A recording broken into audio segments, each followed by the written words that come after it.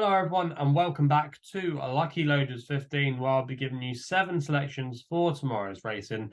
Plenty of decent action to get our teeth stuck into. We've got the Dublin Racing Festival as well as decent cards at Sandown and at Musselburgh. And like I say, I'll be giving you 7 tips for tomorrow's racing. But before I get into that, I just want to apologise for not doing a video here on the YouTube channel over the last few weeks. Just been really busy with my new job at work. I just haven't had the time in the evenings to record as I normally would, but I'm hoping now things are a little bit more settled that I'll be able to do a few more videos in the week. So make sure you stay tuned. You can subscribe to me here on my YouTube channel at Lucky Loads 15 and you'll get a notification every time I upload a video, or you can follow me on social media. Twitter is the best place to do so, where you'll get regular updates to when and where I'm posting. I'm still doing the podcast as well every Thursday, the In the Saddle podcast. I am the host on it, so if you want to find out my thoughts and selections for the weekend's racing, make sure you go over there. Right, let's get into it then. The first tip I'm going to give tomorrow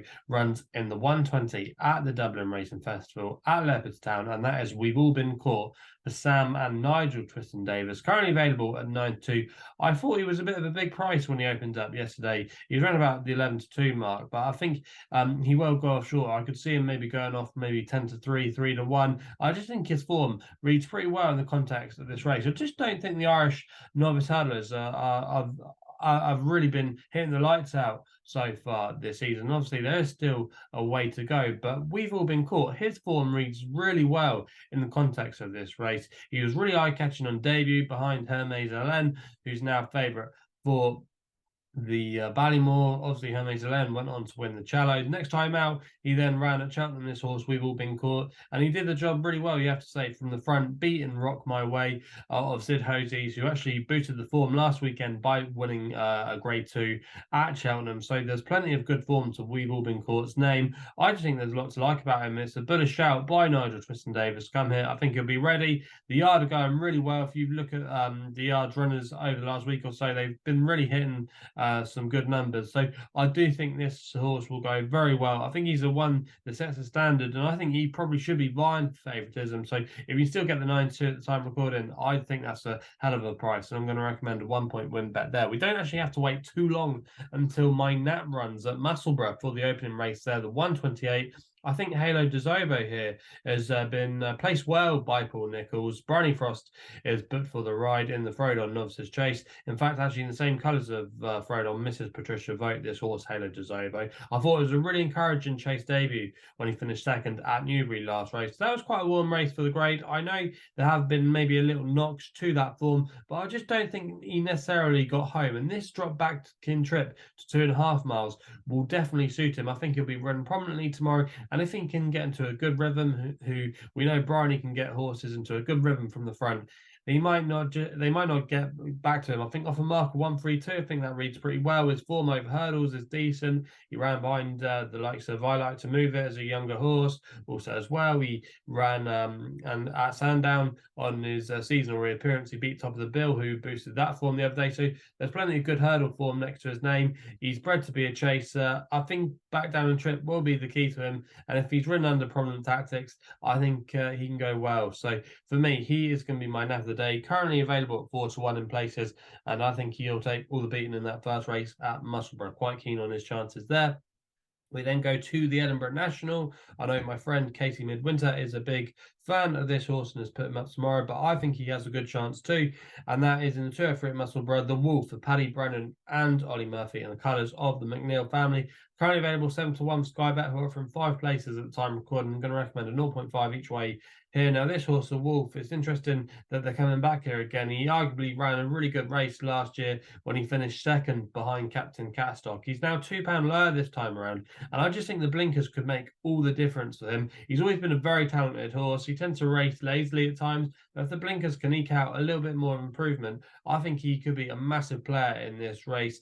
The yard are in good form now, operating 26% strike rate. They've been amongst the winners, and for me, I think the Wolf's got solid credentials to run a good race in that Edinburgh National. We then go to the 220 at Sandown for my next best of the day in the Scilly Isles Novices Chase. I'm quite keen on Thunder Rock here to get a grade 1 under his belt. Been really impressed with him so far this season, for Adrian Heskin and Ollie Murphy. Currently available at 9-2. I think he could be quite well supported tomorrow. Ollie Murphy won this race with itchy feet if you wind the clock back a few years. But Thunder Rock, I didn't think he did anything wrong last time at Cheltenham. I just think the Real Whacker is a horse that's really underestimated by a lot of racing judges. I just think he could be a big player if he turns up at the Cheltenham Festival. But I just think that was a bit of a funny race. He got an easy lead on that occasion. I think he's a horse that ultimately will want further, the Real Whacker, but nothing really came in from off the pace. A lot of horses that were ridden handily that day were just getting away from them all, and there was no horses coming back. Well, I think at Sandown tomorrow, it could suit Thunder Rock. I think he'll be suited going right-handed again. I did think this was a particularly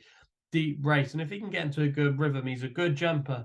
I think Sandown will play to his strengths, and on form, I don't think he's got much to find to beat Jerry Colomb, who I think will be suited by deeper conditions. I don't think it will be that testing at Sandown tomorrow. So for me, I do think Thunder Rock has a really good chance, and that's why he's going to be my next best of the day.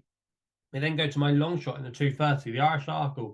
This does look a good race on paper, but then when I had a bit more of an in-depth look at it, I couldn't believe the price of St. Ra for Mark Walsh and Willie Mullins in the colours of JP McManus. Now, this horse, St. Ra, was a horse that a lot of people thought was going to go places as a hurdler. It didn't quite work out for him. Obviously, he won the county hurdle at Cheltenham. He ran in some good races, put up some valiant efforts, but maybe just didn't live up to the hype we all thought he might do at one stage. I was certainly one of those people. But going chasing, I think he's done all right so far. He actually won a grade 1, and he's the only grade 1 winner in the field over fences, and he's 12-1. That was the bit that I just couldn't work out. Now, maybe the likes of Appreciate It, Dietype Dynamo, El Fabiolo, a lot of people thinking they're going to go on to bigger and better things, but I just don't fancy the three of them. I'm not sure they beat much on their chase debuts. I'm not convinced by Appreciate as well. He's a 9-year-old. He's been around the block a few times now. I'm not sure about him.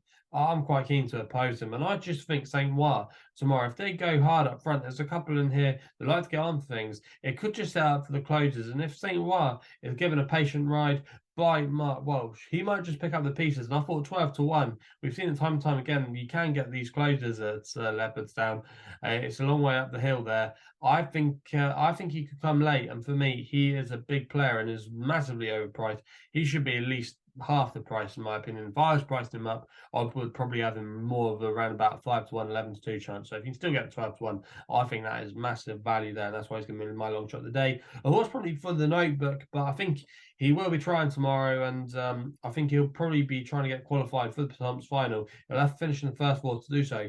That's 255 Sandown. It's Party Business for Charlie Todd and Ian Williams. Currently available 11-1 with multiple firms are offering 5 places. Going to recommend 0.5 each way selection here. This horse, Party Business, you might remember him. He landed a bit of a gamble last year at Aintree over 3 miles. But if you wind the clock back before that, he actually did quite well. He was thought quite highly of by Ian Williams. He ran him in some deep novice hurdles and graded company. He went to Cheltenham. He didn't discredit himself there when he finished 5th in the Martin Pipe behind Banbridge. We've seen Banbridge to good effect this season over fences. So I think that was a pretty good run, and you can mark him up. And I think ultimately they've got the Patum's final at the back of their mind. Still only 7-year-old as well, so there could be a bit more to come from him. He is £8 higher than when he won that race at Aintree, but he did it, I thought, with any amount in hand, and I think there could be more to come from him. Ian Williams, we know he's a shrewd judge.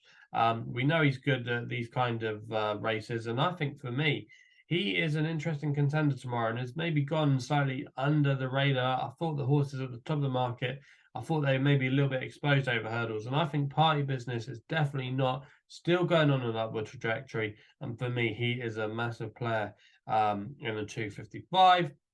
And then go to Musselburgh for the Scottish County Hurdle for an extra tip here, 3:16. I thought Gravitina here was worth forgiving that latest effort at Newbury. She's 4-1. I think the ground is key to her. Don't think she wants it too deep. Now, we know it was described as good to soft at Newbury over Christmas, but it really wasn't. It was very, very testing. That ground was absolutely bizarre. There's plenty of good horses that were well beat early on. Too bad to be true, as the old expression goes. I just think that you can put a line through that race and offer a low mark here of 1-2-2. If you go back for a form behind the likes of Herbier, First Street, she could be well in here. Anxious Leader as well, claims a handy £5, gets plenty of good opportunities by Paul Nicholls in these kind of races. I think she's quite an uncomplicated filly, probably be ridden handily. That style of racing normally suits at Musselburgh. I think she's a good thing in the 316 at Musselburgh. So they're the selections then for tomorrow's racing. If you're enjoying these videos, remember to hit the thumbs up button, subscribe here to the YouTube channel at LuckyLoads15. You can follow me on socials as well, where I'm available on Twitter and on Instagram. So make sure you follow me there if you don't do so already. So yeah, please gamble responsibly, and we'll be seeing you again soon.